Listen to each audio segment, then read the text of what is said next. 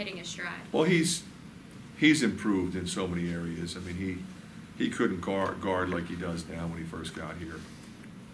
He didn't have the stamina that he has now. It wasn't as strong. And ultimately, what you're seeing is a guy who's way more consistent at both ends of the floor. He's impacting the game at both ends of the floor. And you've heard me say this before. You know, when he first, his game was a little sloppy. You know, he would turn it over. He was a little lazy at times.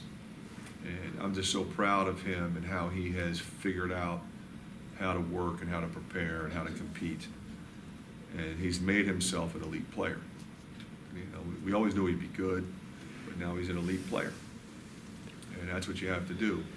And he had great examples. You know, he had Marble and those guys when he was a freshman, and he traveled with them overseas that summer before his freshman year.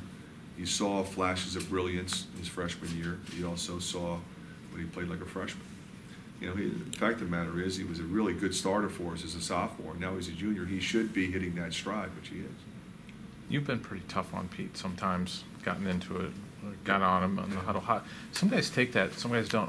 Why does he take it? He responds very well to it because he knows it's coming from a good place. He knows I love him. He knows I trust him. He knows I'm going to go back to him.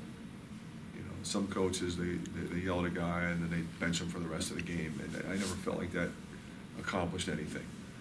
You know, I can jump him for things that he's not doing at that particular time, but I got to give him a chance to go back in there and rectify it, which he always does.